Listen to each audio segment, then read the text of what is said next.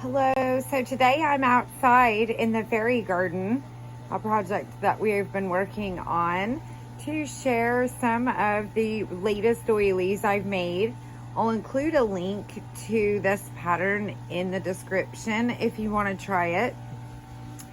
Let me start by showing what I've made, and I also have the yarn and the hook size. So I'll start at this end.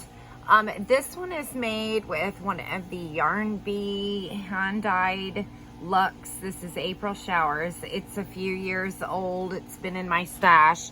I used what is this one? A 3.5 millimeter hook, and that is the doily size that I got. So it's a really nice, large piece. It turned out very pretty. I love the way the colors looked with this pattern. It's very pretty. The next one I used this yarn. This is some that I had gotten on Amazon. When I bought it, I didn't realize just how fuzzy it was. I don't like buying yarn online. It didn't, it didn't look quite as fuzzy.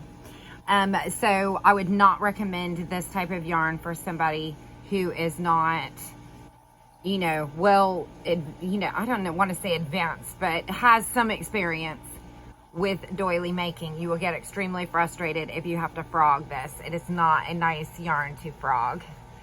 So I would not recommend that. But if you have some experience and you want to give it a try, I used a 3.0 and it actually looks really pretty. I really like that one. Again, these are all the same pattern. It's from Beautiful Crochet. I'll put the link to the channel and this pattern in the description.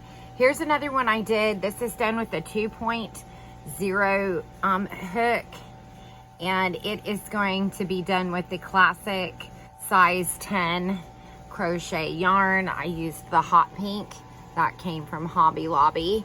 It has, again, a nice size. You can see this is probably more of a traditional.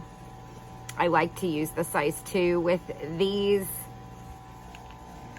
The next one that I made was in the sparkly yarn. This was some of the Summer Nights. I believe a lot of us may have this in our stash. These were found at the Dollar Tree for $1 a few years ago. So I picked up some to play with. I think this is a 2.5. Yes, I used a 2.5 millimeter hook for this particular yarn. And as you can see, that's the doily there. And it's really pretty with the sparklies in it. And then I also wanted to share this one. I did not finish it. It is the same pattern. I was using a skein. It took a whole skein and I still didn't get it finished. And instead of adding to this to finish it, I just wanted to show that doilies are amazing with this. I used a 5 millimeter hook, so traditional hook. And in this size, I can add it to a hoop now. And I don't have to have these little, ends.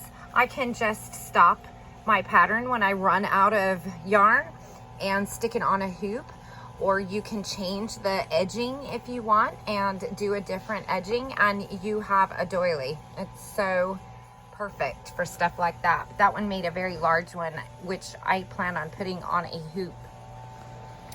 And the last one I wanted to show, it got a little wet. It was the last one to come off my blocking board, and as you can see, it's still damp, but this one is done with the thread, and I just love using the thread. So here is the thread I used. This is a 1.0 millimeter hook, and that is the doily it made. Oh my, it's so tiny and so beautiful.